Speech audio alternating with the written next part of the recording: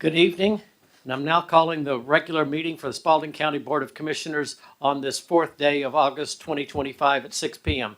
I would ask that you please silence your cell phones and electronic devices. I would ask that Commissioner Dutton lead us in the invocation and Commissioner Watts lead us in the pledge to the flag. Please join me tonight in prayer. Our most kind and gracious Heavenly Father, we're so grateful to live in this wonderful community, in this awesome state, in this amazing, blessed land. Father, please help us to recognize tonight all those that stand in need. Father, please be with those that are in harm's way. Be with our first responders, our medical personnel, our military personnel, wherever in the world they may be. Be with their families while they're separated. Father, please bless them, strengthen, and guide them while they return, till they can return to live with their families again. Father, we ask a blessing tonight of peace and harmony, that we can know that our goals are the same, that our goals are the betterment of Spalding County, that no matter which part of town, which part of the community, where we were born, what we believe, that our goals are the same, the betterment of Spalding County. Father, bless us with these things and all of the things we stand in need of, humbly in the name of our Lord and Savior, even Jesus the Christ. Amen.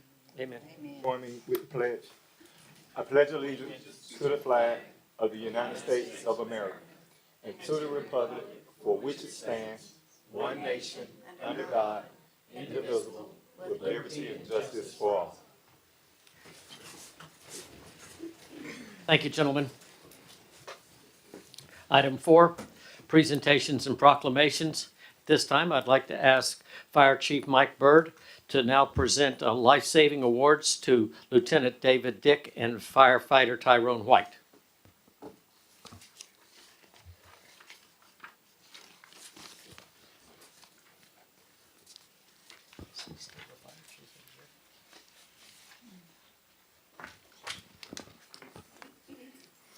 Good evening. Good evening. We appreciate the opportunity to come do this in front of the board because this is a very special time for us. We respond to a lot of traumatic calls, a lot of serious calls. It's nice to see them go right. And on this particular one, on April 29th, 2025, Lieutenant David Dick and firefighter Tyrone White responded to somebody who was pulseless, what we call apneic. They weren't breathing and had no pulse. They were able to be a part of a team. It was obviously not just their effort, but a team effort, and this person is still alive today.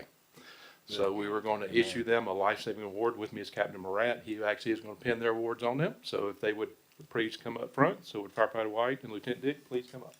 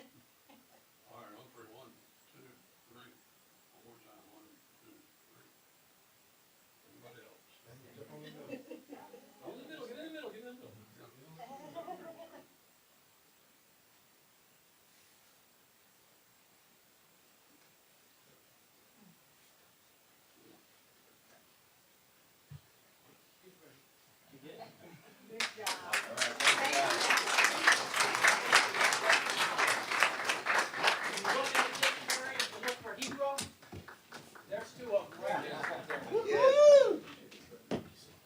Saving lives. So when I first got elected, I used to buy every news that had my picture on it. There was two last week. I would say. There's a big pile downstairs now.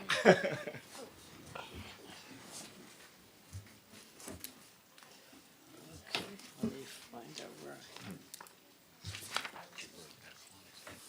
Okay. Go.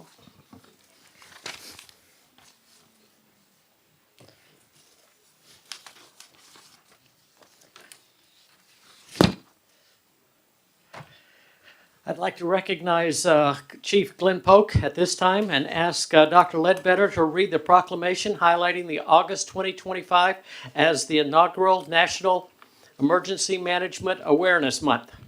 Thank you, Mr. Chairman.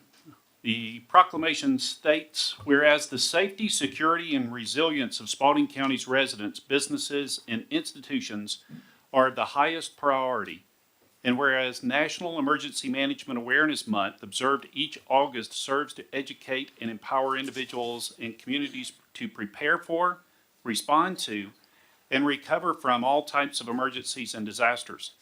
And whereas this inaugural proclamation marks Spalding County's formal commitment to promoting emergency preparedness and recognizing the clerical work of emergency management professionals, first responders, and volunteers. And whereas Spalding County is proud to employ Chief Glenn Polk, who was honored as the State of Georgia Emergency Management Agency Director of the Year, exemplifying leadership, dedication, and excellence in public safety and emergency preparedness. And whereas the Spalding County Emergency Management Agency, in collaboration with local, state, and federal partners, plays a vital role in safeguarding lives and property through planning, coordination, and public education. And whereas all residents are encouraged to take proactive steps to prepare for emergencies by deploying family emergency plans, assembling disaster supply kits, and staying informed about potential hazards. Whereas businesses throughout Spalding County are encouraged to develop and maintain emergency operations plans to protect employees, customers, and operations during times of crisis. And whereas parents and guardians are encouraged to become familiar with the emergency preparedness procedures and communication plans of their children's schools to ensure the safety and well-being of students during emergencies. Now, therefore, the Board of Commissioners do hereby proclaim the month of August 2025 as the inaugural National Emergency Management Awareness Month in Spalding County, Georgia, and urge all citizens to join in this effort to build a more prepared and resilient community. Proclaim this 4th day of August 2025. Do I have a motion to approve? Motion to approve, Mr. Chairman. I have a motion and a second. Any discussion? All those in favor, please signify by raising your hand. 5-0, motion passes. Thank y'all so much. I mean, that's just a testament of the support you give us on a everyday basis. But I can't think of a better community to be part of the inaugural awareness that the International Association of Emergency Management is doing. You know, we come from all jurisdictions, and we have some of the partners in our audience tonight from the school system. But there's so many other people that's not even here that work so hard behind the scenes to just make things happen and be prepared. So thank you for the time to recognize them and all their hard work and what we do for the community. And thank you for all your support. So thank y'all so much. Chief Polk, thank you for the leadership you're providing throughout this county. Truly Mr. great. Chairman, Thank y'all. Mr. Chairman, may I make a comment? Glenn, I just want to thank you, but I also want to thank all of our partners in the that are part of the emergency management system. I remember that when Katrina came, we had not a clue what we needed to do. And in a matter of weeks, you guys were all the way up to speed. And as a result of that, every disaster or incident that's happened or that happened somewhere else, y'all have been instrumental. Not just you in the fire department, everyone working together, instrumental in helping people to put their lives back together. I don't know if anyone else remembers it, but we have come a hell of a long way from where we were in terms of preparedness. And we're very proud as a board that we know that the rest of the state comes to you guys looking for best practices on how to handle emergency situations. So we don't even have words to explain how proud we are of y'all, but we want to thank all of y'all for all the hard work you do. And I want to thank your wife for allowing you to be texting at 2 or 3 o'clock in the morning that it's a flash flood out. That's all I got. All right, let's We get a appreciate picture. it. You know, we're pretty good.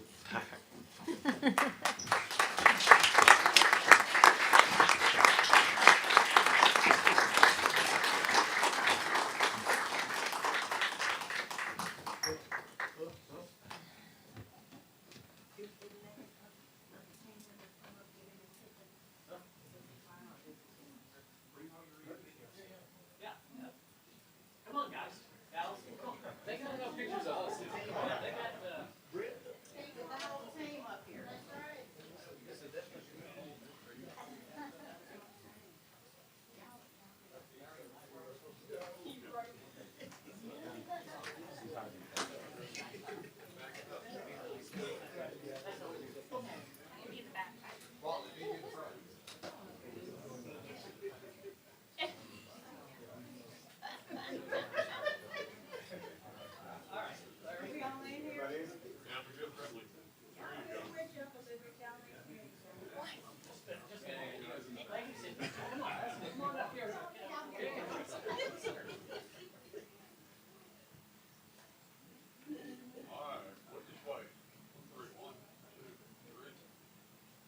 Steve, move to your right just a hair. Put your, yeah, there you go. 1, 2, 3. All right.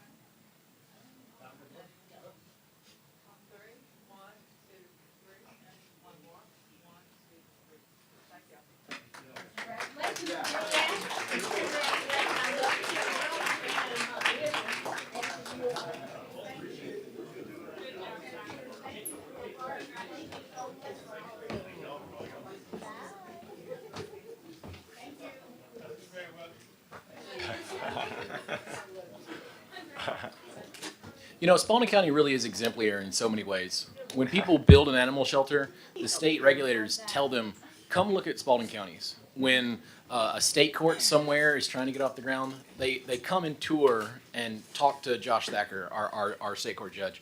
When somebody wants to get emergency preparedness right, they're coming to our guys. When somebody wants to do a data center, they're coming to look at our regulations on how to regulate them correctly. This is, again, in so many ways, Little Spalding County is the one leading the way in so many different departments, different ways. I mean, even Parks and Leisure of the Year. I mean, good grief. I couldn't be prouder to be here. Absolutely. At this time, we'd like to recognize September 2025 as the National Recovery Month. Commissioner Gwen Flowers Taylor, would you mind reading the proclamation? I would be honored to be able to read this proclamation, Mr. Chairman. A proclamation by the Spalding County Board of Commissioners, National Recovery Month, September 2025. Whereas behavioral health is a vital component of overall health and well-being, and whereas recovery from substance abuse and use disorders occurs every day through a wide range of recovery support services and treatment programs, and whereas prevention works, treatment is effective, and people across Georgia and the nation recover every single day, and whereas millions of Americans are living healthy, fulfilling lives in a long-term recovery, and whereas the 2025 Georgia Recovers Bus Tour celebrates the theme, Georgia Recovers in Communities, emphasizing that no one walks the path of recovery alone. And whereas community education about addiction and recovery is essential to eliminating stigma and discrimination faced by individuals in recovery, and whereas the Georgia Department of Behavioral Health and Developmental Disabilities, the Georgia Council for Recovery, and the Georgia General Assembly Working Group on Addiction and Recovery encourages all Georgians to participate in National Recovery Month. Now, therefore, the Spalding County Board of Commissioners does hereby proclaim the month of September 2025 as National Recovery Month in Spalding County, Georgia, and urges all residents to observe this month with appropriate programs, activities, and ceremonies in support of this year's theme, Georgia Recovers in Communities. In witness whereof, he, the Spalding County Board of Commissioners, have hereunto proclaimed this 4th day of August in the year of our Lord, 2025, as National Recovery Month, September 2025, signed by Clay W. Davis III, Chairman of the Board of Commissioners, and Steve Ledbetter, Ph.D., County Clerk. Motion to approve. Second. I have a motion and a second. Any discussion? All those in favor, please signify by raising your hand. 5-0. We'll step forward to a picture and,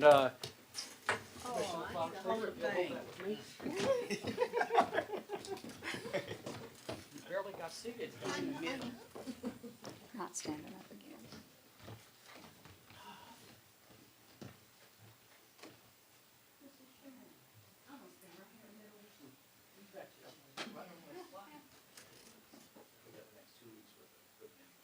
All right, on three, 1, 2, 3. One more time.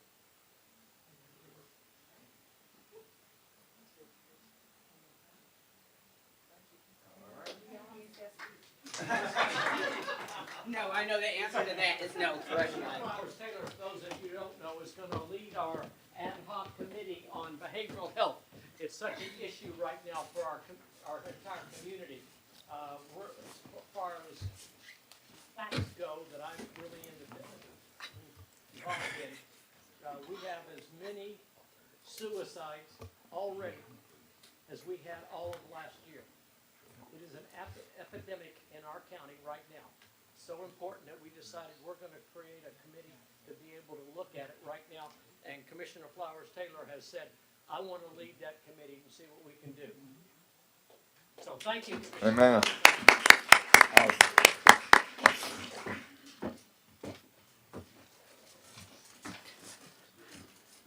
Item number 5, citizen comments. Speakers must sign up prior to the meeting and provide their names, addresses, and the topics they wish to discuss. Speakers must direct your comments to the board, not to individual members or to the audience. Personal disagreements with individual members or county employees are not a matter of public concern, and personal attacks will not be tolerated. The chairman has the right to limit your comments in the interest of disposing of the county's business in an efficient and respectful manner. Speakers will be allocated 3 minutes to speak on your chosen topics as they relate to matters pertaining to the jurisdiction of the Board of Commissioners. No questions will be asked by any member during the citizen comments. Outbursts from the audience will not be tolerated. Common courtesy and civility are expected at all times during the meeting. No speaker will be permitted to speak more than 3 minutes or more than once unless the board votes to suspend this rule. I want to make a couple of comments before we get started. Last time I had some people not know where the clock was. Where you see it says 6:19 right now. That will start at 3 minutes and will run for people whose time wants to speak. 1, 2. For those of you that were here last time, I was fairly lenient with people applauding. I'm not going to be lenient this time. It disturbs other people who are trying to listen, and it slows the process down to be able to do that. All right, Dr. Ledbetter, do we have people who are signed up to speak? Yes, sir, we do. Janie Webb. Yes, sir, thank you. Janie Webb, 1001 Durr Drive, Griffin. I moved from Atlanta to Sun City 11 months ago. Retired, fixed income, limited budget, and a rescue pit bull mix already in my home. I knew no one here. I did not know where anything was other than the Kroger and I-75, and that's still pretty much the same. By far, my biggest adjustment has been the heartbreak of the animal crisis in our county. Here is Fred's story. Friday, July 18th at 7 a.m., I find a stray dog in my yard. Immediately called Spalding County Animal Control.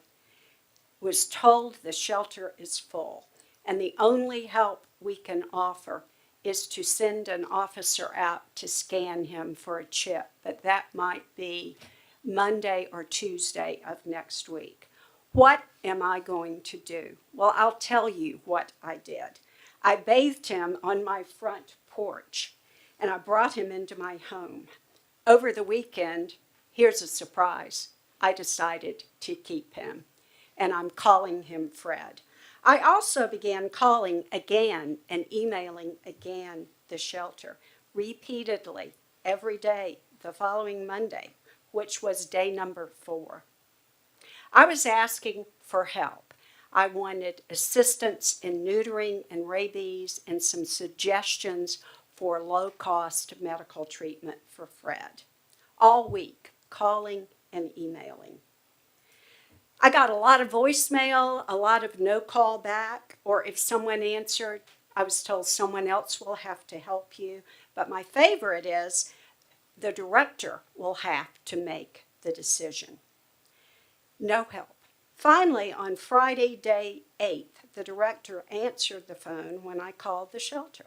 She immediately knew who I was, what I was calling about, but firmly told me she had empowered one of her employees to communicate with me, and only that employee, about Fred.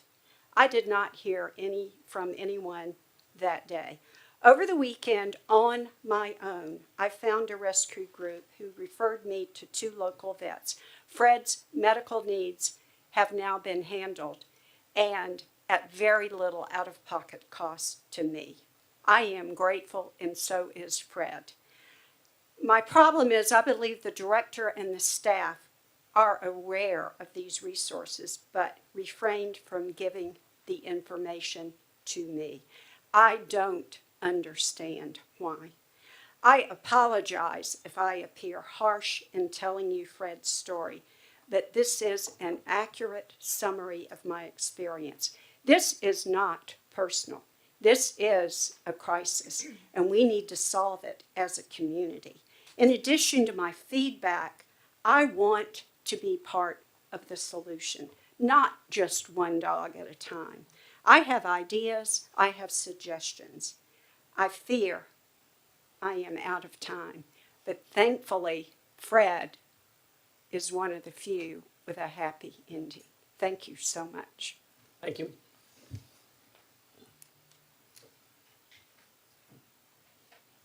I'm going to try. Lori? I'm sorry, I'm having a hard time reading the last name. Thank you. Welcome. Hello, my name is Lori Curry. I live at 353 Lenox Circle in Griffin. I stand before you today asking for protection for the dogs that reside on the streets of Spalding County. We currently have 4 dogs living on the grounds at my place of work. I work at a nursing home. I have animal control on speed dial. For the past 2 years I have been at my job, I have called animal control at least 10 times. Of all the times I've called, only 1 dog was picked up. That was after the dog was sitting in my car for 4 hours, which thankfully was a cool day, but the dog was soaked, which made my car not such a fun ride home. But at least it was saved, or at least it was off the streets. Animal control did come get that little dog. Every single time other than that I have called, they show up 6 to 8 hours later or the next day. The dogs don't stay in one spot. They're usually just there and then they leave, going off trying to find their next spot. Unfortunately, the 4 now are still at my building. I found out where they're laying and sleeping is on the side of the back of our building. And they're out there. 3 of them are shivering, 2 are limping. That was when I was leaving work today, so animal control was closed. So unfortunately, I have nowhere to call to help these poor dogs tonight. Let's see where I'm at. Let's see. I've heard this over and over, like every time I call, that the shelter is full. Just a month ago, not even a month ago, it was probably 2 weeks ago. One of the dogs we were trying to save got hit in front of our building, and it took animal control over a week to remove her body. There's another dog that I passed right off of, I'm not sure the name of the road, but it's going down this way to Northside Drive. For 2 years, that dog has been in a cage. I've only seen it out once. I take that road every morning, afternoon for lunch to come up here, and when I'm leaving work, sometimes at 7 p.m. at night. I have never seen that dog out of its cage except for once they tied it to a stop sign. I called animal control. I don't know if they did make it there, but the dog did have a water bowl flipped upside down. It was very hot outside, no shelter. And I think the reason they were cleaning the cage. I have also witnessed twice in separate cages is in the garage, puppies. It is a pit bull. All of a sudden the puppies are gone and this poor girl dog is still stuck. I have walked that street, I have parked on that street and seen that poor dog in there. There's no fan, no AC, no heat in the winter. So I don't understand what kind of life that we're letting this poor dog live. I mean, it's an ongoing thing. I am just recently getting involved because of how many times I am witnessing these animals on the streets. And like I say, how can I sleep good tonight knowing these animals? Thank you, Lori. Appreciate it. Robin Allgood.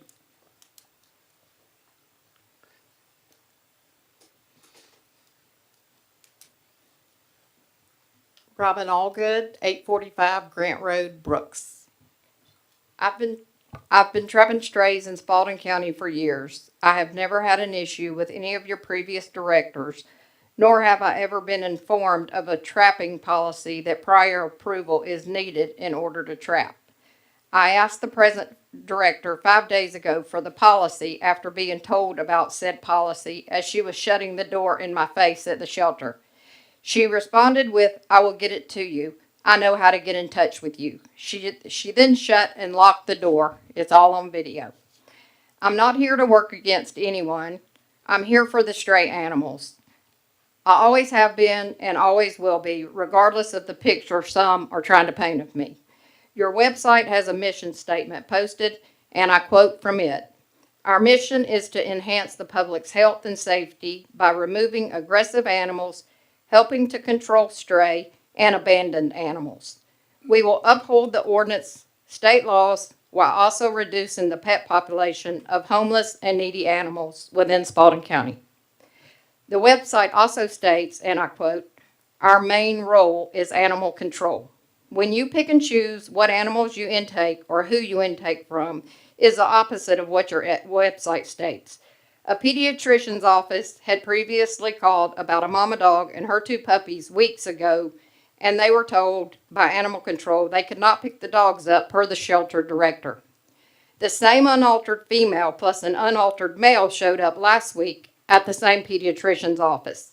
They called animal control and explained it was a safety issue. The dogs were not aggressive, but patients were afraid to get out of their vehicles with the dogs in the parking lot.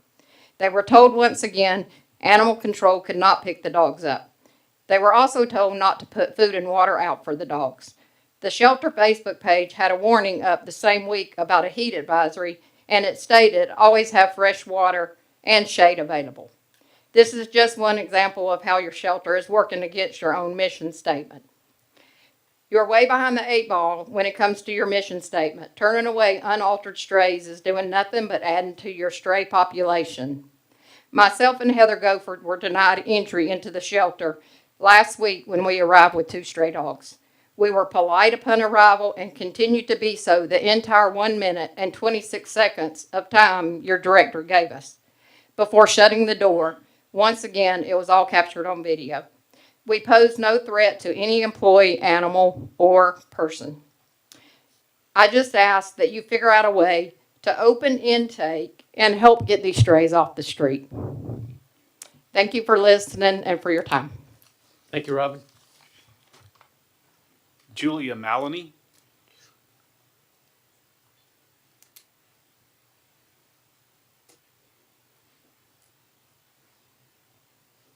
Finally got it right. I did get it right that time. Thank you.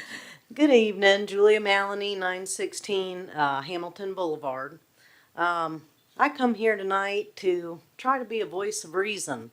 You know, we have some good folks here that I met tonight that want to help the animal control.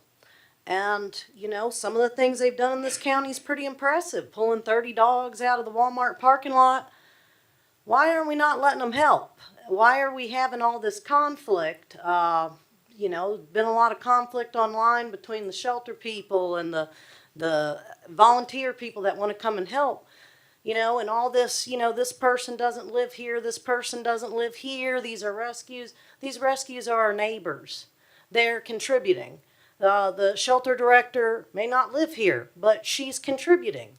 I just don't understand why we all can't be adults and come together and all work together to achieve a common goal to help save and rescue these animals. That's how our government works. I'm going to quote you, Mr. Davis. Different ideologies and views is a good thing. It's a good thing.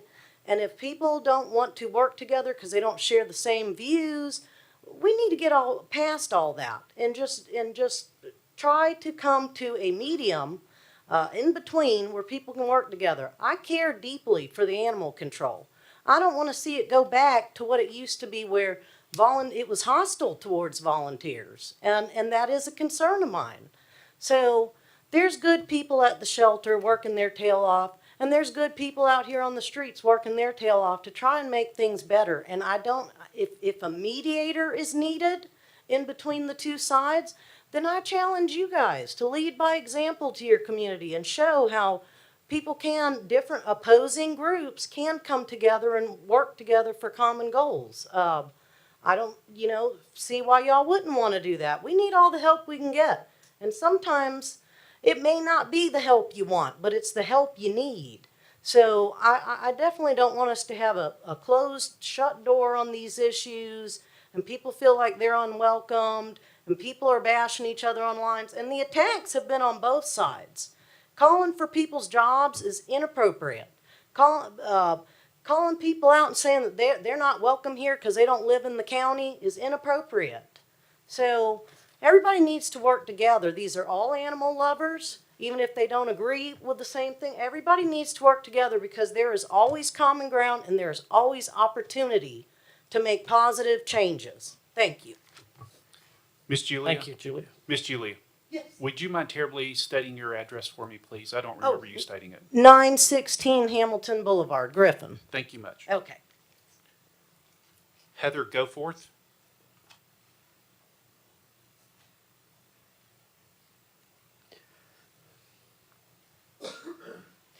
Heather Goforth, 122 Woodlands Drive. I'm here to ask you to require Spalding County Animal Care and Control to comply with existing laws concerning public safety and health, property rights, and appropriate government functioning, and in doing so, uphold standards of humane care of Spalding animals.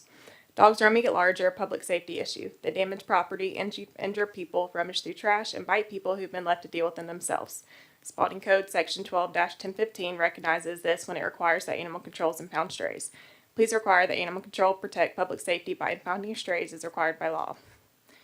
Rabid animals are an obvious threat to public health. A feral cat was denied impoundment after biting and scratching 2 people.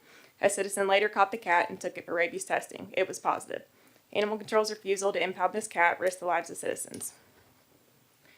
Stray dogs not known to be vaccinated and rabies vector animals like cats and dogs that have bitten a person must be impounded.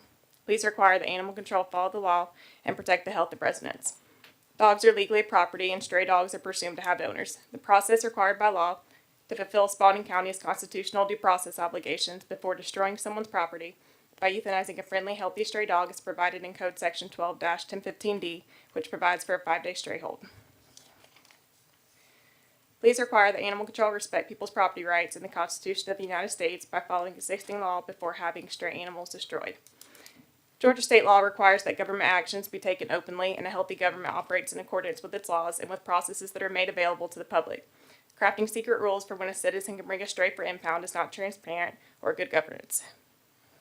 Please require that Animal Control comply with its obligations to make rules and processes open and transparent by notifying the public of them prior to application. Animal Control receives roughly $670,000 of local taxpayer funds annually to perform its responsibilities as a governmental department. This budget does not give in to operate as a rescue, warehouse animals for months and years on end, increase stuffing of animals in its care by failing to provide necessary vet treatment, and hide operations from the residents who are paying for its services. Please require that animal control operate in the best interests of taxpayers. We are asking you, the commissioners and county manager, to simply require that animal control follow critical existing federal, state, and local laws concerning public safety and health, property rights, and good governmental functioning, and that shelter management performance be evaluated based on compliance to these laws. On a side note, my rescue won this year, having spayed or neutered over 100 community-owned dogs in Spalding free of charge to owners in the last year and a half. This does not include the near 100 others that we've aided in getting off our streets in the rescue. One intact female, one intact male, and their offsprings can be responsible for more than 12,000 births in a 5-year period. Meaning with the nearly 200 dogs I've worked to sterilize in your county, over 1 million new dogs have been prevented from contributing towards overpopulation of Spalding over a 5-year period. This is why I'm here speaking, despite not living here. Those are some ways I've helped. I'm here trying to help. Sorry for zooming. I had a lot to get out. Thank you for your time. Thank you, Heather.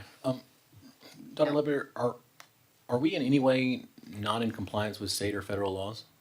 No, sir. Do we have any hidden rules that the board's not aware of or that the public's not aware of? No, sir. Okay, Okay. we were both looking at each other, just making sure that. Rachel Sims.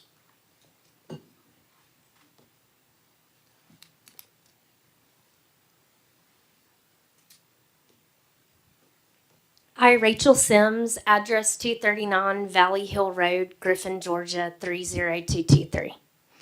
Good evening. I come before you today with the same message I brought last time because sadly nothing has changed. We are still in the exact same place. I speak on behalf of what I believe is the majority of this county. If any of us were to lose our own dogs, we couldn't rely on animal control to return them safely the way the system is supposed to function. I'm here today for the animals suffering outside the walls of the Spalding County Animal Shelter, like the dog in the IHOP parking lot, baking in the heat, desperate for food and water, too scared to trust anyone. We cannot keep picking and choosing which dogs deserve help while closing the doors on the rest. Dogs that may very well belong to someone or worse could end up hit by a car. Our taxpayer dollars should be used to protect all animals in this county, not just a select few.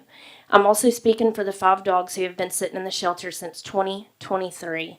That's over 700 days. Can you imagine living every single day surrounded by constant barking, loud noises, and complete uncertainty? This is not what long-term care should look like. Even in my own home as a foster, I struggle to give each dog the individual time and attention they crave, and I see firsthand how much they need it. What kind of life are those 5 dogs living behind those walls? Have these dogs even been offered to rescue groups, especially since the shelter doesn't actively partner with them? Yes, rescues are full, but when there's true collaboration, they do intake as space becomes available. I also come here today to speak on behalf of the animals who will be brought into this world because we continue to allow unaltered animals to roam freely throughout our communities. While it may not be our fault directly, it doesn't matter whose fault it is. What matters is what solutions are we going to implement to make sure we are doing everything possible to prevent more suffering. I urge you to have serious discussion with those above you about implementing spay-neuter laws or ordinances, because until something changes at that level, this cycle will continue. And the only thing I care about is finding a solution. I will not stop coming here and speaking until real change happens. These animals deserve better. Our community deserves better. Thank you for your time.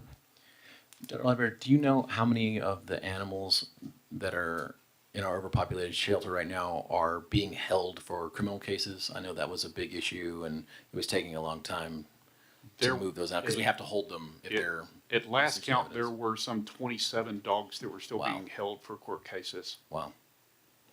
Now, but we've reached out to Marie Broder's office, the district attorney, about pushing these faster through. I mean, That we're is correct. holding We on did. to these animals like an evidence locker. Unfortunately, we can't release them to shelters. We can't release them to rescues. That's We're correct. holding them as evidence. We are essentially. working very diligently with the court system. The court system is working with us to move those cases forward very quickly to do as much as we can for the animals that are at the shelter. I just know we've got some that have been in there quite a long time, so let's keep poking them.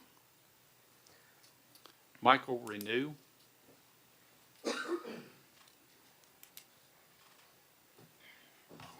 Hello, my name is Michael Renew. I live at 500 Aerodrome Way, Griffin, Georgia. We'll start off with some good stuff here. For the month of July, The shelter has taken in 80 animals. 76 of those animals have been taken out by rescues, adoptions, mainly adoptions and rescues. I just heard we're not working with rescues. As of this Thursday, we have 10 cats and 6 dogs that's being transported by the Atlanta Transport. I mentioned all the places we were working with last time. So that's not true. They are reaching out. They are trying to get rescues to try to help. They are looking at every avenue possible to get the help. Okay. The incident that was mentioned up here happened last week. As I know, I'm pretty sure the lawyer and the county manager here knows everything about that. I saw the video that was online. What they failed to mention was the director did say, she was directed to say what she was to say by our lawyer and by our county manager. They're the bosses. She has to do what the bosses tells her to do, whether they like it or not. I've been hearing about, they just mentioned a dog that was suffering at IHOP. I've done a check on those 6 dogs. To my knowledge, at this point, those were all pictures posted by individuals saying, does anybody know this dog? It's out here. Did they report it? Doesn't seem like it. We get a lot of that. A lot of people post pictures online. They never report it. Some people do not want to report the dogs because they're afraid the shelter is going to euthanize them if they come and get them. They keep pointing out that Henry County is the example. I said last time, Henry County is a killing machine. They are. To date, they have killed 44% of their intake. Spalding County does not want to be that way. Henry County is Henry County. They can do what they want to. But Spalding County, y'all have put out a release saying you're not going to do that. We have put out the state inspection we just had. Both those things were not good enough for people saying we're not taking in enough dogs. And I still don't understand how taking in more dogs, we take in 80 dogs, I guess we're supposed to kill 40 of them to bring in more 40 dogs. I don't see how that gives a healthy dog a chance to be adopted. I'm going to stand by that. I stand by finding these dogs. This 2023 thing I'll have to look into. I seriously doubt we have a dog down there. There's 2 dogs or whatever been in there for 2 years. That doesn't sound right. Thank you. Thank you, Michael. Joe Skinner.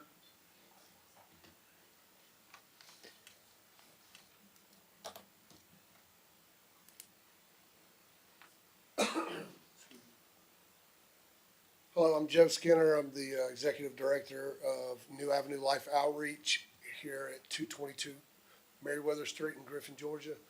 I wanted to bring to the board's attention that we are having an event on September the 14th. It's Georgia Recovers Bus Tour. It's going to be open to the entire public.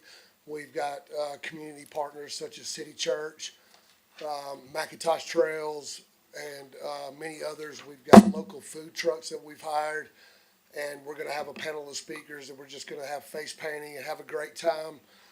We're requesting to be able to use the park at 6th. Some of you may already know about this event. It's shaping up to be really, sorry about all the ums. Just came flying from Atlanta. I'm a plumber in my real life. That's how I make my money. And so unfortunately, this work doesn't pay me anything. So, excuse me.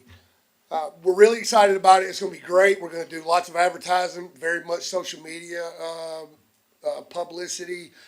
We think it'll be a great time for the community. What we're really asking is to use the space and also for the county to partner with us so that we could just be on a united front for recovery and mental health issues in the community because, well, we need it, and we don't even have to get into all the needs. It's just there. And so it's our standpoint that if we can just make as much noise and show as much support to the public, people can understand that it's okay to ask for help and they'll know where to get the help. So the people that we have invited to participate are going to set up vendor tables.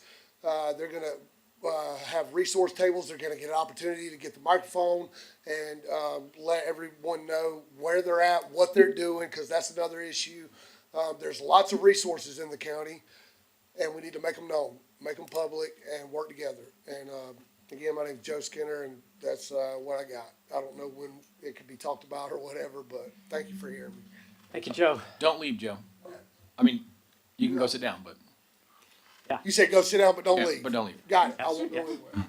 You need to talk about Park at 6. He thinks you can do that. That's a city thing. Yeah, okay, thank you. All right.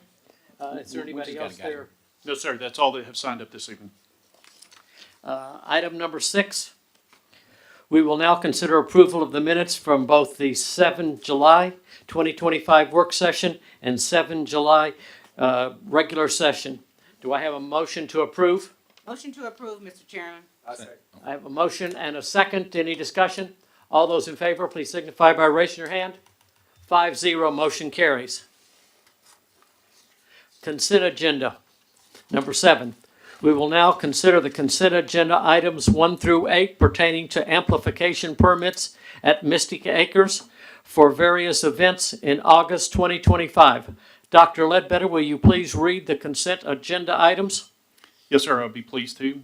Consideration of amplification permit at Mystic Acres, 1631 Williamson Road, wedding on August 8, 2025.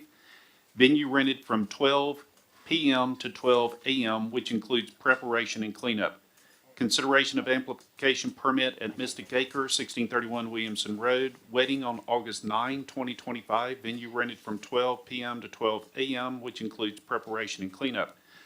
Consideration of amplification permit at Mystic Acres, 1631 Williamson Road, wedding on August the 16th, 2025. Venue rented from 12 p.m. to 12 a.m., which includes preparation and cleanup.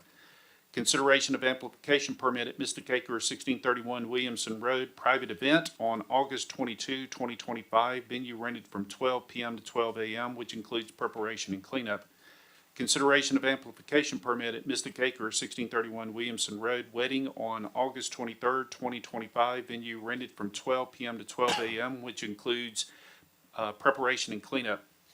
Consideration of amplification permit at Mystic Acres, 1631 Williamson Road, wedding on August 29, 2025. Venue rented from 12 p.m. to 12 a.m., which includes preparation and cleanup. Consideration of amplification permit at Mystic Acres, 1631 Williamson Road, wedding on August 30, 2025. Venue rented from 12 p.m. to 12 a.m., which includes preparation and cleanup. Last, consideration of amplification permit at Mystic Acres, 1631 Williamson Road, wedding on August 31, 2025. Venue rented from 12 p.m. to 12 a.m., which includes preparation and cleanup. Thank you. Do any of the commissioners wish to remove any of the consent agenda items for further consideration? If not, we will have a motion to approve the consent agenda all at one time. Mr. Chairman, I would like to, I don't think that it's appropriate to provide amplification at 12 o'clock at night. Not outside. I mean, I'm understanding this is a request for outside amplification, correct? Remember, this is Mystic Acres, so if they open the door, it's heard outside. I understand, but the difference in me opening the door to go to the car and them opening the door where music is wafting and the bass is beating is a whole different thing, which is generally why I have a problem with this, because if you're an inside venue, you should not have to get an amplification permit just because somebody opened the door and the sound of the music came out when you opened the door. So I have a problem with us even having to do this, because they shouldn't be doing outside amplification. And I mean, how do you keep?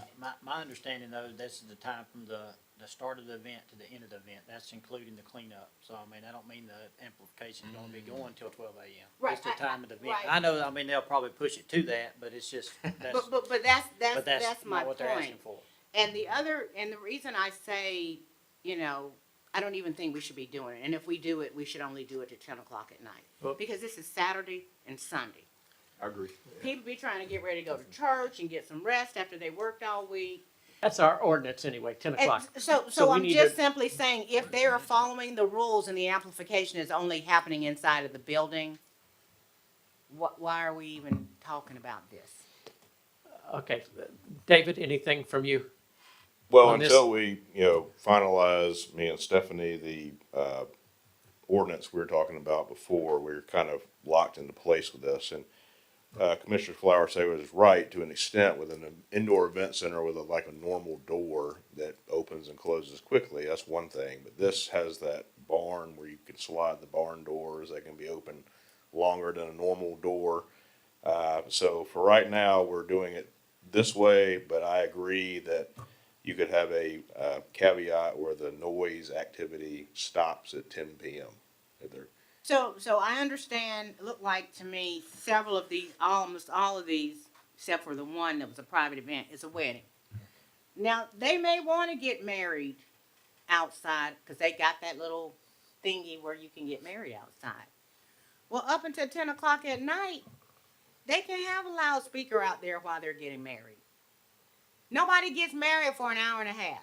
I've been to some funerals that lasted an hour and a half, but never a wedding that lasted an hour and a half. So I'm just saying, are we making more work for ourselves? Because this is clearly a business. Now, we do need to figure the details out, but in just practical principles, there should have never have been a need for them to ask for permission for amplification for inside But- before 10 o'clock at night. I'm hoping we'll finalize the ordinance soon. This will either be the last month of this or the next to the last month of this. But there might be like, I had a friend who got married there.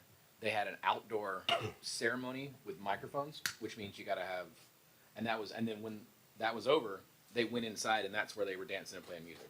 But like, they still needed an application Right, permit. but And then they did it for the 10 o'clock whole, at night. but they weren't outside at all. They were outside with like microphones for the actual That's wedding what ceremony. I'm saying. So I think they put in sort of the same request to like, for the whole time, you know what I'm saying? Well, I mean, I know preparation is, noon. It may take an hour, 2 hours. The wedding may only be 7 or 8 o'clock. But literally, if the wedding is outdoors, if the wedding lasts an hour, that's still only 1 hour with outside amplification. Once you go back in the building, according to the people at Mystic Acres, those doors are closed once Yeah. that part happens. We're saying the same thing. That's So I'm just trying to. And I'm gonna have a problem with it because we've allowed them to do this since day one. I just don't see we're ever gonna be able to hold them accountable for this. And actually, when they're trying to do the right thing by coming in, I mean, Right. they can tell us go jump and the neighbors call a deputy, go out there and they'll do a little code 4 and bang it on the way. But from this point on, we need to learn from this one. Cause we can't penalize these folks. I mean, this is a business, I they're agree. relying on this now. We've allowed it, They're they're doing the right, trying to- they're doing everything that we've told them to do up to this point. We just can't up and change it on them. But anything in the future, we can hold them accountable to whatever the new rules are. Are they actually asking for outside amplification after 10, or is this just? Because there's no such thing as inside amplification. You get inside it. But I mean, I think they put 12 to 12 because that's the time of the Right, whole that's event. the You see what I'm saying? prep time plus the cleanup time. Yeah, I don't think that not they're actually going to be releasing- partying outside after 10. You know what I'm Right, saying? so if you go to a party at the Moose Club, now there's You people don't- live yeah, you all don't hear around it. that. Yeah, yeah. When they open the door to come out the building, you hear the bass. But Well, it's the same thing with the people at the event center. And same thing of vehicles going by. Right, so yeah, I'm just trying not to, you guys talk about how hard we are on small businesses, people who are already small business owners. And now I don't know if it costs them money to make this amplification request, but Is there- come on, that's a lot of money to ask for 12 things just to do the thing that you have invested all this money and time in. Yeah. So I know we don't have the rules yet. Yeah. I'm just simply saying, I don't even see why we have to make them do this. So And we somebody. haven't had that workshop yet, have we? Have we all got together to have that workshop? We're working on it. Yeah, we did. Okay. And we So, said before the workshop to go ahead be on the safe side and just do this. And they've been very diligent with this since June, so. So you're saying just go ahead and approve this as stands. And I mean, clearly if there's going to be any complaints, there will be some complaints. And then when we figure out what we're gonna do, then they have to be able to do that. I mean, yeah, I'm good with that. I just think that we're beating Okay, them down. first we gotta have it at 10 o'clock. Yeah, I think We're stopping at 10 o'clock. Okay. We're not going to midnight. beyond Okay, that. so Outside, so we're not shutting down their event. No, We're saying you can't. inside they can do, no outside amplification after 10 o'clock. Yeah. Okay, that can be my motion. Now, Now, I say- can it be a consent agenda for all of those? Yes, ma'am. 10 item, 2, 4, 6, 8 items. Yes, ma'am. Okay, so my motion is to allow for, to approve the application permit with the caveat that there is no outside amplification after midnight on those. After midnight or after? After 10, oh, child, after 10 o'clock, I'm sorry, okay. on those dates. Sorry about that. All right, I have a motion. Do I have a second? I second. I have a motion and a second. Any more discussion? All right, all those in favor, please signify by raising your hand. 5-0. David, we're counting on you to be able to get this cleaned up. Sorry about that, David. So we don't have to do it over and over and over. Thank you. Yeah, we've already got some good ideas and just a matter of kind of finalizing them, so should be soon. Thank you. We understand. Thank you. Item number 8, soliciting bids, Yamacraw Road Park Restroom Building. We heard from the staff this afternoon during the work session about the Yamacraw Road Park restrooms and the staff's request to bid the project. The funds for this project are from the Hazardous Waste Grant, and no funds to construct this project will come from the general fund. Is there a motion to solicit bids for the Yamacraw Road Park restroom buildings? So moved, Mr. Chairman. I have a motion and I have a second. Any more discussion? Yes, when you said it's coming from the hazardous benefit fund or whatever, I'm good for it, because if you said it's coming out of our fund, we got enough parks. We don't need to spend more down money on parks. I mean, this is. But that's good news, 'cause I didn't hear that at first, I'm at sorry, the workshop, yes. but that, when you said Yes, it then, this is our money coming from there. that's awesome. This is the money from when we took care of the landfill. We had to keep the landfill up for 20 or 30 years. Indefinitely. And now it's an opportunity for them to help us reclaim that land back, so. That so is they- And correct. that money will continue to come to us But annually, so that. please part get us is- an estimate on the M and Os, because like, I don't wanna be like the. Well, it's Aquatic passive, Center. it's Yeah. passive. Yeah. It's, you just show up, there's not anything that you gotta really keep up. Yeah, so make sure everybody understands, Yamacraw used to be a landfill. We closed the landfill up. We have to continuously monitor that landfill forever. We can do some things out there, but we can't put houses out there and do things like that. But recreational things, playing soccer, having small buildings like restrooms out there, we can do. We're doing that. This effort will not cost our taxpayers any money to be able to do that. So, all right. We have a motion. I have a motion and a second. Any more discussion? All those in favor, please signify by raising your hand.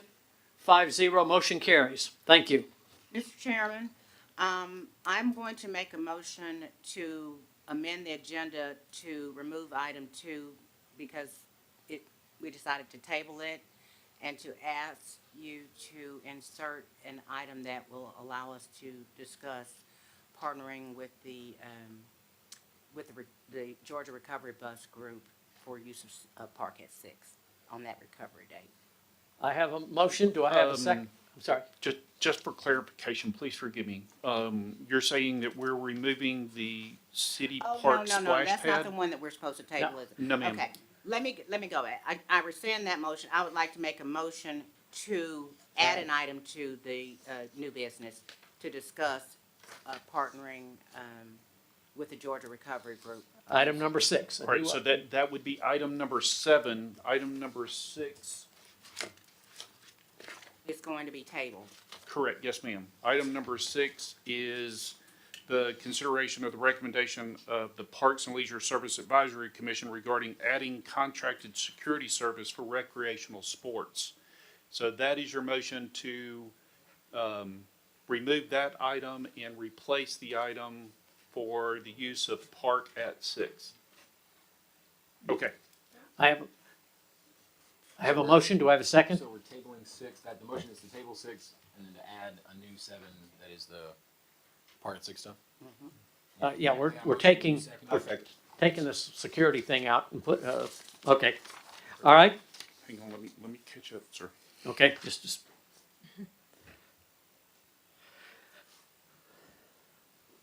All right, thank you. Okay. Item number 2, we heard from the staff this afternoon about the splash pad project. This is an, We gotta vote on that You table. gotta vote, you got, On the Oh. change of the agenda. Oh. Just call for the all right, question. I'm sorry. All those in favor, please signify by raising your hand. The agenda has now been amended. Thank you. thank you, sir.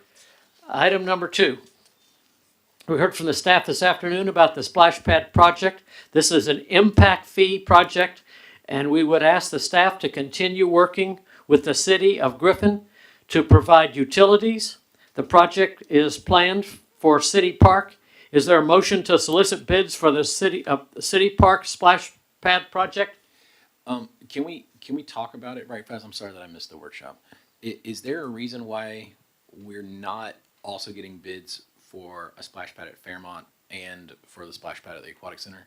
And I know that when splash pads first got brought up, TJ even came in and said there's sort of a economies of scale. Is there a way that we could take bids individually and then if we did all three? There was an economy of scale. We could push forward with asking for the contractor, whoever that contractor is, to do an economy of scale project for us, recognizing that there is limited amount of funds in the impact fee to support those three. But we would be very happy to consider doing all three if that's the will of the board. If we put it out to bid, we can bid 3 separate and then what if it was all total? And then if we only had money for one or whatever, but I mean, if we're bidding it. I don't have any objection to that. I mean, it's especially in terms of pricing, because, you price it today and then a year from now, the next pad is gonna cost more than that one.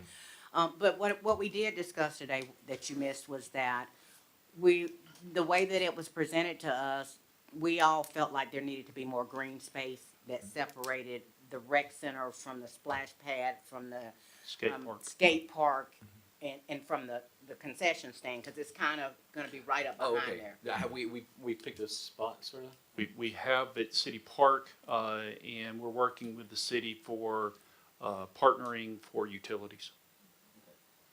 And so yeah, I think that's a good idea, because at least we can get a sense, because I don't necessarily see that if we're able to do this park, splash pad in the city the way that we want, I don't know that that is what we're gonna get everywhere that we go. Yeah. I think it's because it's the biggest piece of green space in the city, probably has the biggest use in the county, so that makes sense to really put something nice there. But as I said before, cement with water shooting up Yeah. does the same thing. We're not It's walking inventing through a the wheel here. Bluetooth, Yeah. So we may be able to do the others and do them based on what they have in Savannah or Centennial Park, as opposed to trying to make it like a playground, like what we're doing at City Park.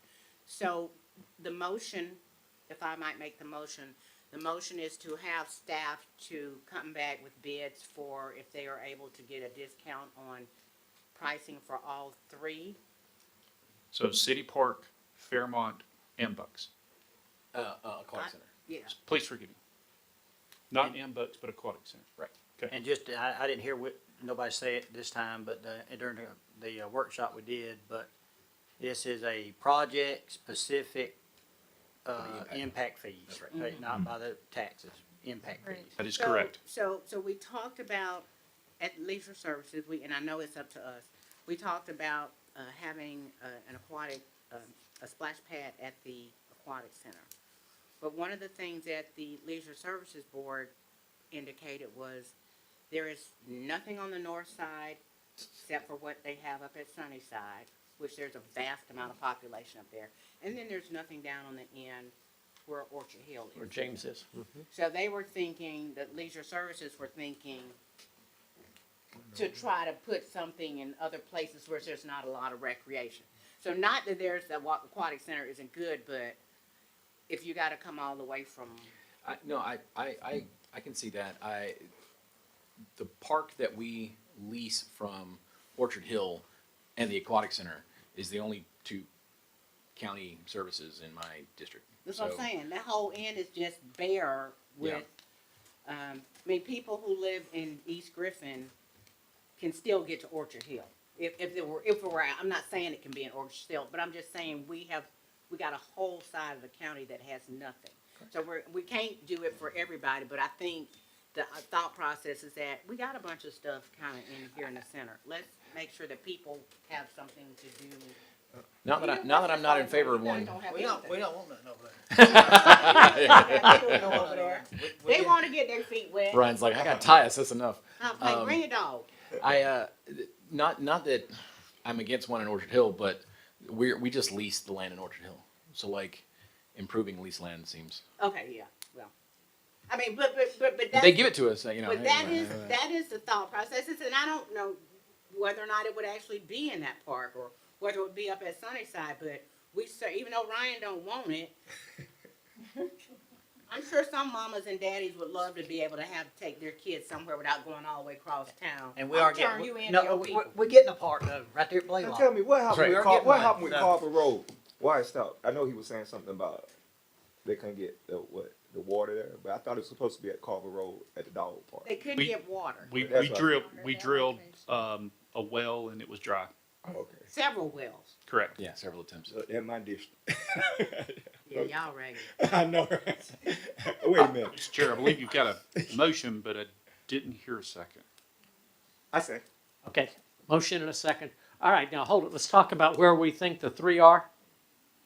Well, we know that, we don't necessarily know that it's gonna be at Fairmont, but we know that the one decision has been at City Park. Yeah. But the plan with the impact fee is that as we go through this year, on the next year plan, we will put the next splash pad on until we're able to do Yep. that and cover Right. as many of the neighborhoods as we can, because clearly you don't have to have somebody to come over there and babysit it every day, and you can just walk up Yeah. and get Spending wet. one or 200,000 on it from impact fees a year on a new spot. Like, Right, that's and not, so that's the He- plan going I mean, is forward, there- is to TJ add them said it's on with the impact a lot fees more as than we- that. each year. to Remember add that time you another said it one was on. going to be Yep, $350,000 that's what he to mow told, the grass? but the most recent. Okay. Okay, all right, I have a motion and a second. Remember that time? Any more discussion? All those in favor, please signify by raising your hand. 5-0, motion carries. Next, we will hear from the county attorney, Ms. Just to be Stephanie. clear, that was just for splash pads, not cleaning up toilets, not renovating No, the no, whole. Yeah, yeah, Remember last time? Okay, just yeah, yep. on the same page. We'll hear from the county attorney, Ms. Stephanie Wyndham, concerning a contract to resurface the runway at 6 Alpha 2 Griffin Spalding Airport. This is our old airport. Ms. Wyndham? Yes, Current- Mr. Chairman. Current airport. Current airport, yes. Yes, Mr. Chairman, this is a contract with the Georgia Department of Transportation and the sponsors being the Griffin Spalding Airport Authority, the City of Griffin, and Spalding County to resurface the runway. Actually, it's a total repavement project. The airport will be closed for several weeks as a result of this. The total project price is $675,777.63, of which there is a local match, $17,327.63, which would be divided between Spalding County and the City of Griffin. So ours is like 8,500. Yes. Motion to approve. They're just like a child that will never leave home. They just keep costing you money. I'm sorry. Yeah, no. $8,000 for new runway. I have a motion up to Yeah, you're right. $8,000. It's like 8.5 or something. No, sir. $17.50 each. It's our it's our half your- of the 17. It is your share of the local match. Just call it your share of the local match. Okay. Yeah. I have a That's my motion. motion. Do I have a second? A second to approve of paying our share of the local match for the repaving project at 6. All right, thank you. Any more discussion?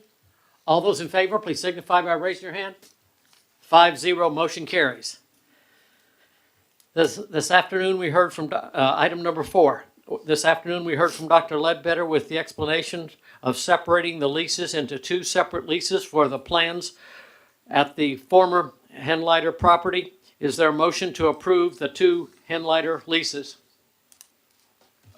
Would the motion be to approve each lease separately, or to approve the lease for Waypoint Services at the Handlighter Building and the second lease for? You are not approving Waypoint Services, you're approving a lease with the collaborative. Correct. Yes, ma'am. So is it 2 leases? 2 leases, Yes, yes. yes, ma'am. Okay, so. Does it need 2 rescind motions that. though? Yeah, We can that's do it the in one. question. We can do it. One Okay, motion. so I would like to make a motion to approve the two contracts between for the hand lighter lease between Spalding County Board of Commissioners and the Spalding County Collaborative of, Authority for Families and Children. that's what I wanted to say. I have a motion and a second. I say, Any, my bad. any more discussion? All those in favor, please signify by raising your hand. 5-0, motion carries. This is, I'm excited about, we're moving along on hand lighter, and I'm really excited, so everybody knows.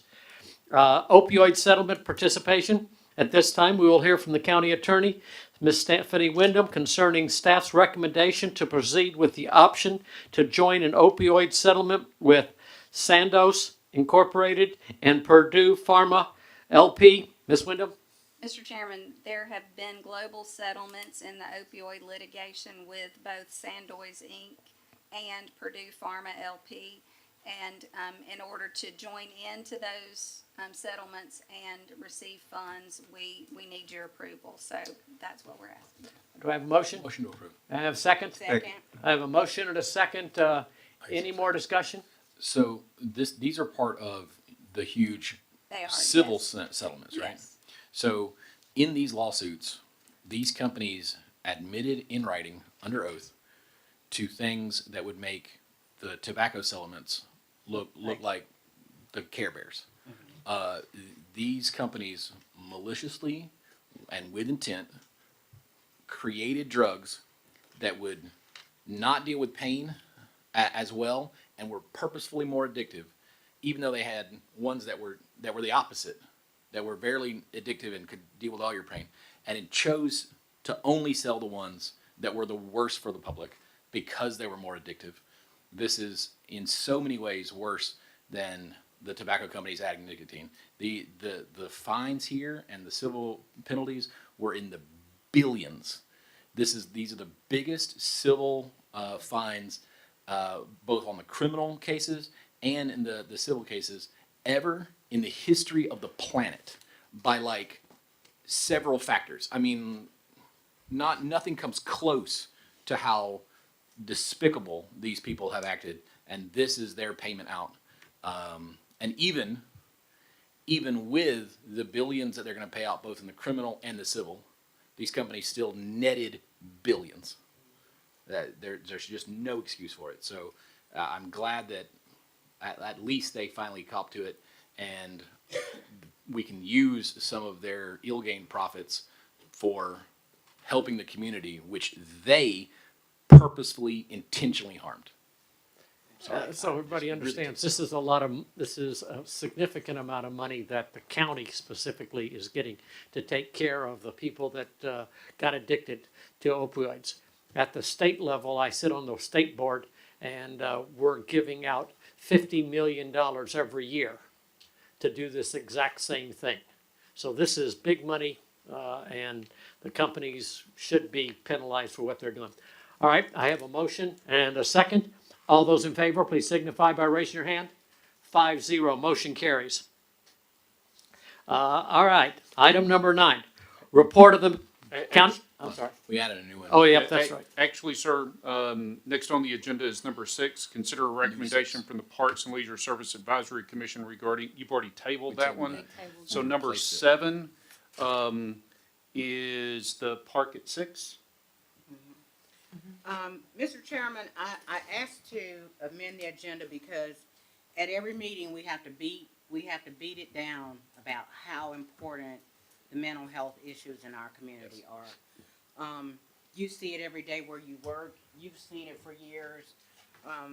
Lives are literally destroyed, not just from these, pharmaceuticals, but just from all alcohol, drug, and substance abuse. And I've shared with some of y'all that this summer I went and worked at a children's camp and was completely flabbergasted at the amount of drugs that 6 and 7-year-olds are taking at that age. And so if you're 6 and you have anxiety or you have depression, you're being set up already to have some additional problems. So it's really important that we address addiction and mental health globally. It's not just the young person on the street. It's the senior citizen that's living by themselves at home and the only friend they have is a bottle of wine. It's the veteran who's afraid to come outside of the house and there's nobody going to it. So I think it's important that if, as a county, we're going to be the ones out front.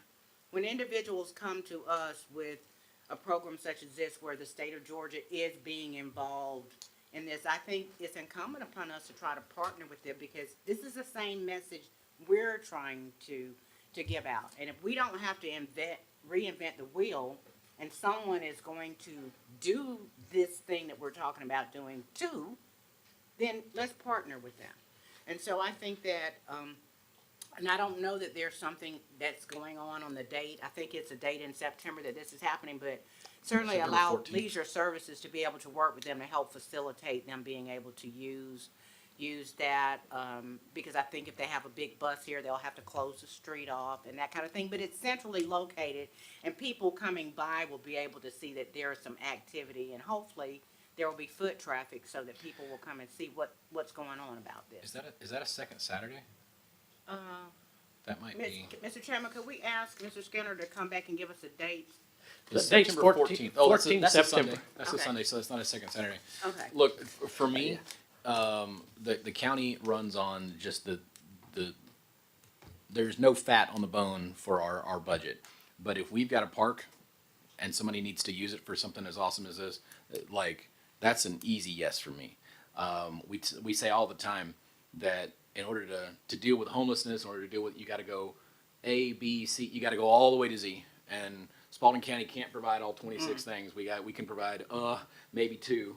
But if somebody wants to get all those different groups together so that we can coordinate getting, the entire alphabet of help, and they just need to use our park for the day, that's an easy yes for me. That said, I don't. The park at 6 is county owned, is county land. I don't think that requires input from the city for us to allow someone to use our park.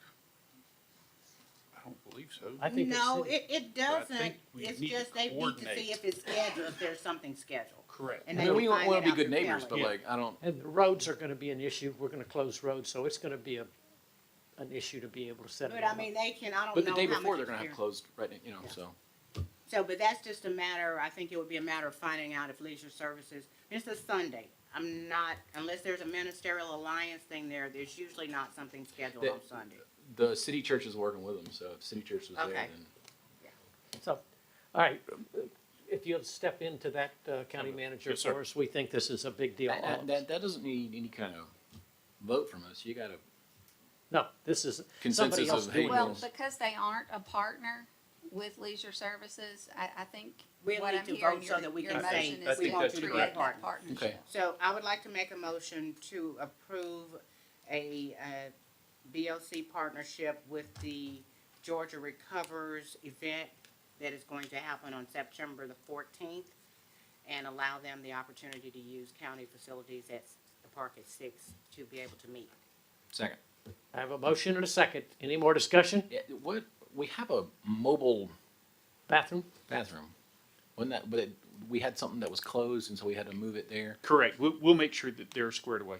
Yes, sir. Okay. We'll take care of all that. Has that has that We- been fixed? Is we- that now available as a thing, or is it still working on it? It's still being worked, but we can make arrangements to get it moved. We will work to that We end. have 2 of them, don't we? Bigger one. We just have bigger one. and the small Just one. Oh, just one I now? think the city's Okay, got one. all right. We got You a have motion? a Yeah, motion. All right, all those in favor, please signify by raising your hand. 5-0. Joe, you make sure you stay afterwards and talk to Dr. Ledbetter. Okay.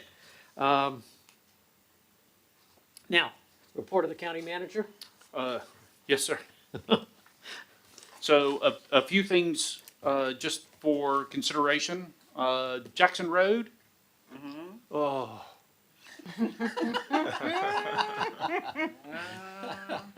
So much more work is going on Jackson Road than I think any of us recognized.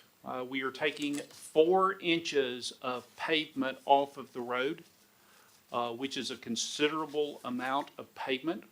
ER Snell is doing a really good job for us. Kudos to them. They are doing full depth reclamation on that road, which means that they are milling all of the material in place and then adding material to ensure that that road is built back to the standards that our Board of Commissioners is asking them to perform. I would dare venture that we have at least 10 more weeks of work to be done on that road. The rain is not helping us. So when it rains, there's work that needs to go back to do, because what they're doing when they do full depth reclamation is they're grinding all the material up and adding concrete material to the base. So when rain comes, it creates some challenges, and they've got to go back and fix the potholes that the rain creates because it's washing some of the material away. So just be patient with us. Recognize that we are working very diligently to bring that road back to better than before, which honestly may not take a lot, but we are trying to get it to a level that will make everybody on within our community that utilizes Jackson Road very happy in the end, because it's going to be a good road when it finishes. Yes, ma'am. I have a question. I guess you can see how I'm looking at you. How are we alerting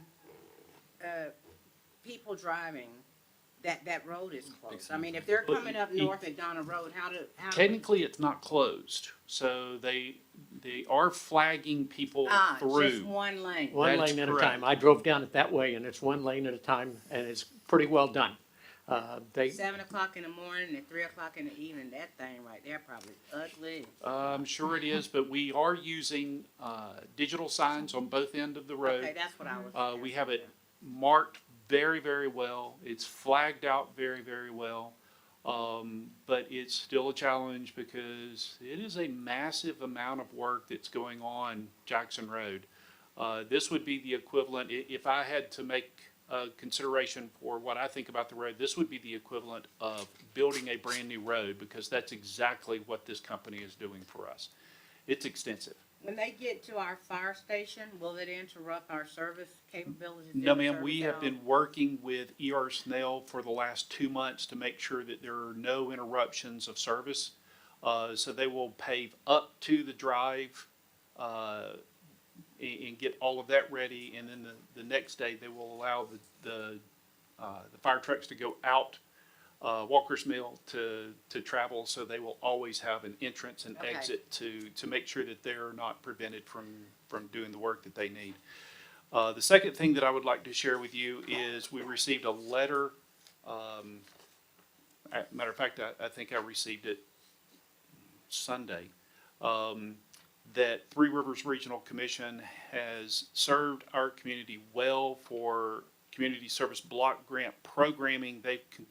They've administered the grants for us over the years, but effective September 30th, they will no longer administer those grants for us. So we have been accepting the administrative portion of those grants back in-house. Mr. Larry Wallace will be taking over the responsibilities for administration of those grant funds. The reason that they have provided on the letter is that they are just moving away from that responsibility for Spalding County. So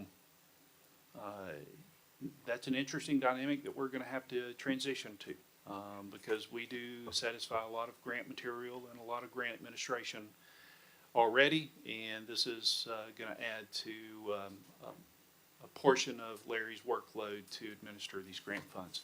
Are they going to give us some money back?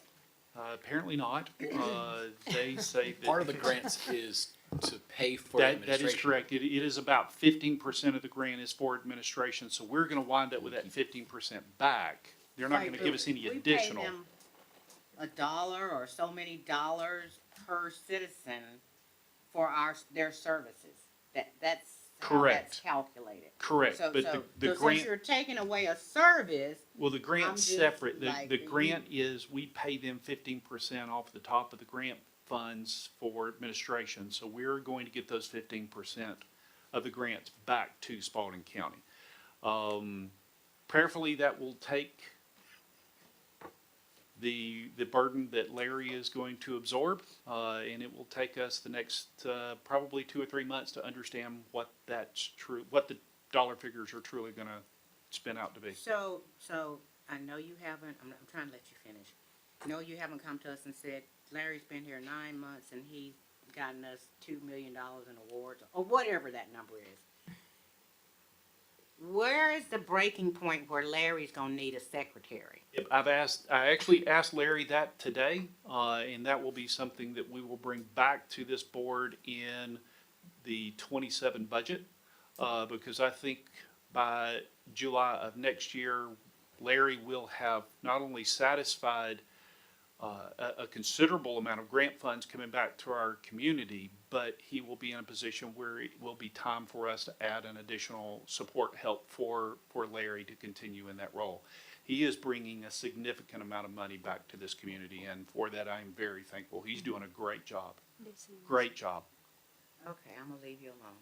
Thank you. I also wanted to highlight that, I think my deputy county manager was going to highlight that, so I will not take that away from her. Thank you, Mr. Chair. That's all I have this evening. Deputy County Manager? Yes, sir. Just real brief. I wanted to highlight that a routine inspection was conducted last Thursday on July 31st at our Spalding County Animal Care Control Office by the Georgia Department of Agriculture. The inspector evaluated the facility on a wide range of operational and animal care standards. The shelter, you guys all know where it's located, passed all categories and no violations. At the time of the inspection, the shelter housed 78 dogs and 48 cats, all of which were found to be clean, well-maintained enclosures with access to fresh food and water. The inspector noticed that the shelter maintained separate areas for both cats and dogs, with 22 dedicated cat enclosures that were clean and well equipped with bedding, toys, and litter boxes. And also, the dog kennels were also spacious, clean, and appropriately ventilated. The report highlighted that the shelter's strong operational practice included their current license, adequate lighting, temperature controls, and ventilations throughout the entire facility, clean and organized storage of all the food and medications, detailed record keeping of all the animals, regular inspections of the foster homes with no animals currently in foster care as of last Thursday, July 31st, proper sanitation and waste disposal procedures, and fully charged fire extinguishers. Importantly, also noted, the shelter does not perform an euthanasia on site. Any such procedures are handled by an off-site licensed veterinarian, and no euthanasia medications are stored at the facility. So I wanted to share that wonderful inspection news that we received last week from the Department of Ag. Awesome. As we get ready to go through, I want to remind the county commissioners that we have 3 people. You're supposed to be, at least 3 people you're supposed to be nominating. If you have not done that, 1 for the naming committee, 1 for the behavioral health, and 1 for the 1 for the 4th of July 2026, which is our 176th, 75th anniversary. If you haven't done that, please do that. Also, we're looking for, it's not my turn, but I want to make sure in case you've got it. We're looking for a GSAT-C person. Oh, I do have some. I forgot to put them in the book. His name is, he was a previous Spalding County employer, Mr. Marvin Clark. He has indicated he would be happy to do that, but I forgot to put it in the book. So I will just vote on it right now. All right. That's a motion. Yes, yes. And I have a second. Second. I have a motion and a second. All those in favor, please signify by raising your hand. 5-0. He's a new member of the GSAT-C. GSAT-C, which is the Griffin Spalding Area Transportation. All right. Commissioner Watts? Yeah, this report is good for the animal control. This is good. And I think that the problem is humans. And when humans are fighting with each other, we only hurting the animals. So I'm willing to take that challenge of being a mediator as a CEO of a nonprofit and try to bring two sides, opposite sides together. So Michael Renew, I'll get with you and we can sit down and talk, and I'll get with the other side and let's help these dogs. Put our attitudes aside and let's figure out what's best for these animals. I got a 4-year-old German Shepherd. I love it. I wish every dog could be treated like I treat my German Shepherd. But but yeah, let's think about the animal, guys. Thank you. Thank you for jumping up and stepping out there. All right. Commissioner Bolden? Yeah, I'm gonna kind of follow up with that. It kind of reminds me of the old King Solomon story, where you had the two mothers there trying to claim the same kid, you know, and the true love gave the child up because they didn't want to kill it. Well, this kind of reminds me of the whole thing. If y'all really love the dogs, work together, because y'all fixing to make mommy and daddy up here do something we don't want to do, and only don't do what we're required to do, and state mandate just take aggressive dogs. We do not want to do that. So all y'all need to work together. I know from past experiences that the animal control is running 1,000 times better than it was the day one I took commissioner, because when I was started doing the commissioner thing, I had a neighbor behind me that had some aggressive dogs. I made a complaint. That director at the time, I'm writing a bunch of citations. Well, he went over and wrote the citations. Well, 3 directors later, where we're at now, found the citations over at Animal Control where they were never even turned into magistrate. And they reissued the citations, and then people were held accountable 5 years later because the same problems were going on with new neighbors over there. So I see things a lot better than it was. I mean, there can be some improvements. There can always be some improvements. But work together. Don't make us do what we don't want to do. We love the animals too. Because we got a lot more problems to worry about too. We got the homeless vets, the suicides, the behavioral health. To me, that's more important than dogs right now. But, so work together, or we're gonna try to buy ourselves some time. Okay. Commissioner Flowers Taylor? Okay. Vice Chair? So I was thinking earlier about all the different awards that we've gotten and how we're not just in compliance, but the #1 in so many categories across the state. We've got the best sheriff, literally won the award, best emergency response director, best fire department, best parks and leisure. Our state courts top the line. We're getting a brand new airport. We have the only green industrial park in the southeastern United States, and it's literally known internationally. Our Industrial Development Authority is just fantastic. Our animal control shelter is literally the place where the Department of Ag makes people, other counties who want to build a shelter come and tour, because this is the model, do it like they did it.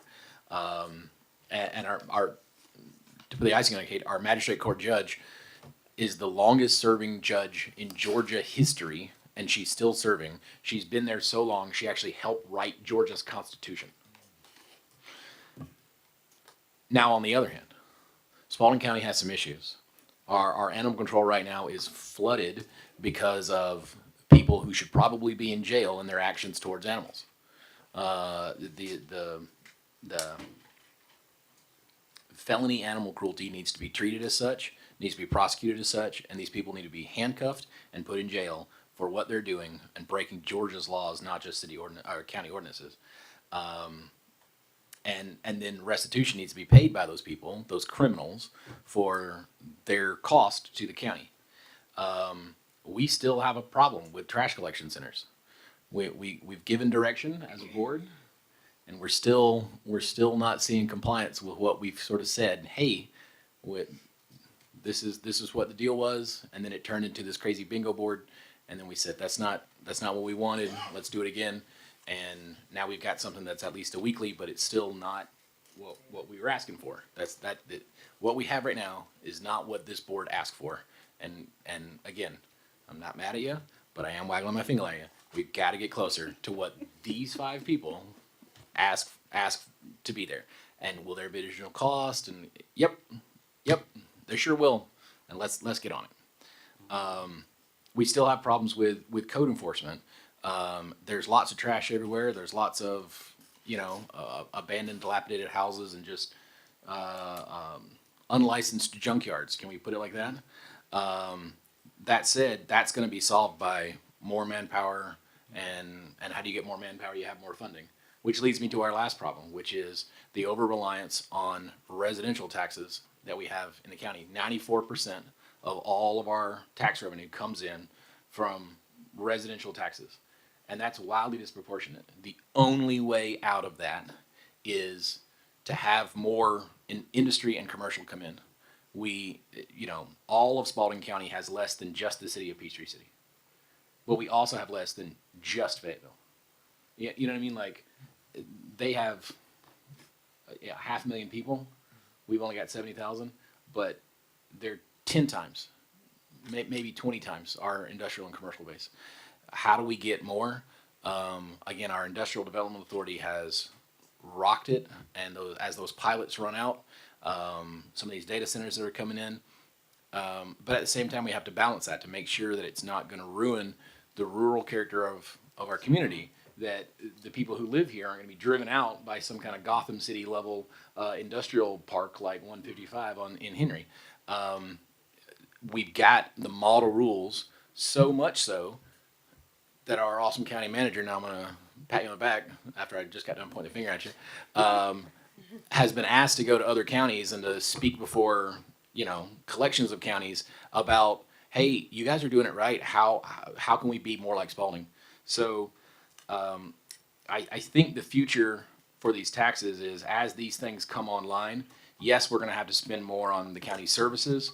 We clearly need to spend more on code enforcement. We're going to always need more sheriff's deputies, firemen, that sort of stuff. But I think we should keep the budget as trimmed as we can possibly do, and continue to roll back the millage rate. We've been doing that it's not, incrementally, but at the same time, I think we can accelerate homestead, increasing our county level homestead exemption, so that homeowners can start feeling some of these savings faster. Now, again, we can't put the cart before the horse. I can't wait for some of these things to start paying taxes, but at the same, we can't do it until they do. But when they do, I think a big portion of that needs to go towards increasing our homestead exemption, and not just for seniors or the military, folks that already get an extra one, but for across the board. Any homeowner in Spalding County should start seeing a deduction through the homestead exemption. Again, 94%. That's wild. We need to start shifting more onto our industrial base, and the industrial base is fine with it. So it's time that to happen. Again, as soon as the money start coming in, that's what we need to be doing with it. So next time we're in the budget, so next time, I'm going to be talking about this, and everybody's not at me now. But then when it comes, everyone's going, well, I want another tractor, and I want to be going. Our homeowners need help. All right. So okay. Anything else? And that's it. Sorry, I get on a soapbox sometimes. Well, that's absolutely great, Vice Chair. I want to say we had your staff had beat the heat. It was absolutely great. If you didn't, we talk about the splash pad. The idea was out there. Kids running around having absolutely great time. The heat was there, and they were doing it. The sheriff had the helicopter, and the SWAT guys, the fire, TJ had vehicles out there. Glenn Polk was out there checking, certifying on child care seats being in there properly so they can do their insurance. It was just absolutely great to watch the kids run around. And it was interesting on talking to some parents how safe they felt with their kids running around next at Carver Road, running around. They felt they didn't have to keep 100% eye on them like they do other places. Wonderful. This was the fire station. The firemen, the probation people were all out there. It was really, really great. Next was the employee appreciation at the swimming pool. It was well done. Your staff did a great job out there also. And the last one was the 10th anniversary of the senior nutrition out at the thing. the senior center. It was great. There was a lot of people out there eating who eat there routinely. Lots of awards given out. It was really great. Your staff did a great job on all three of those, and I'd like to say thank you.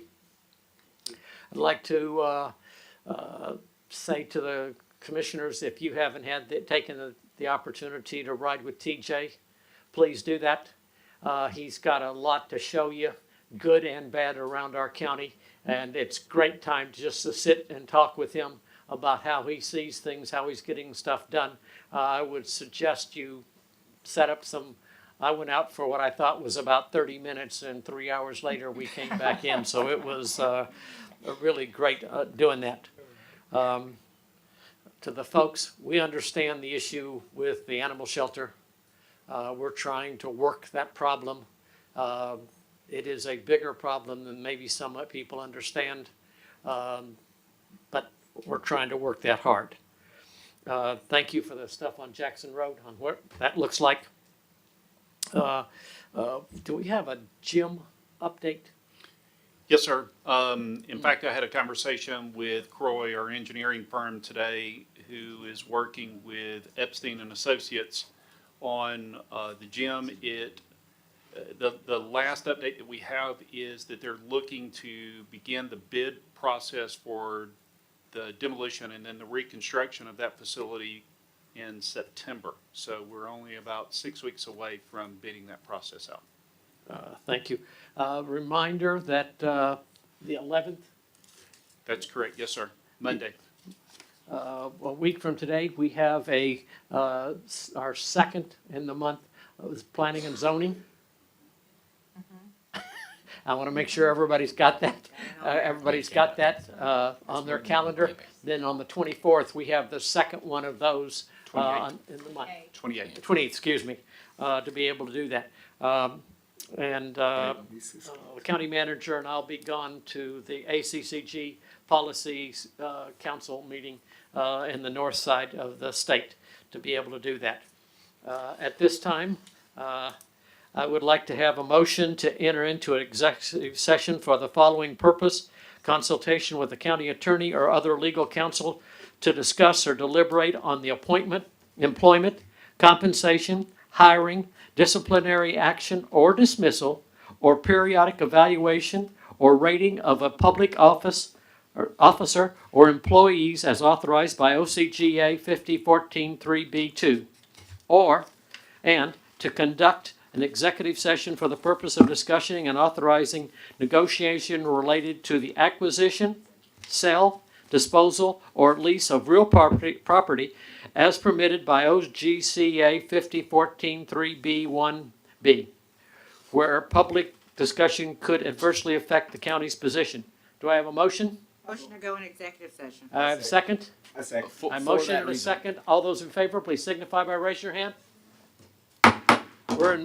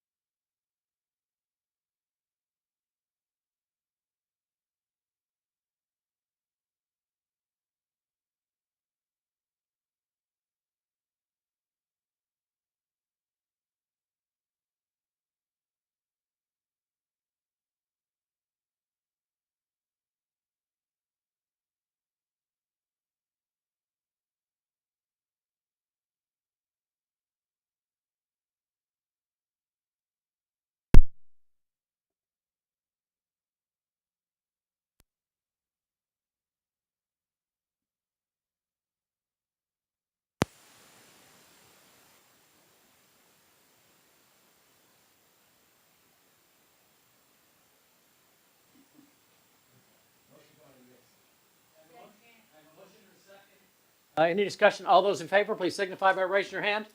All right, that's that. Mr. Chairman, I would like to make a motion to approve the initiated contract for our county manager for the next year with the, 2 years. the 2 years. It's 2 years. 2 year, okay, for the next 2 year contract. All right, I have a motion. Do I have a second? I have a motion and a second. Any discussion? We think you're doing a great job. All those in favor, please signify by raising your hand. All right, anybody? I'm looking around to see if anybody's got anything else. All right, do I have a motion to adjourn? Second. All those in favor, please signify by raising your hand. We're adjourned. Thank you.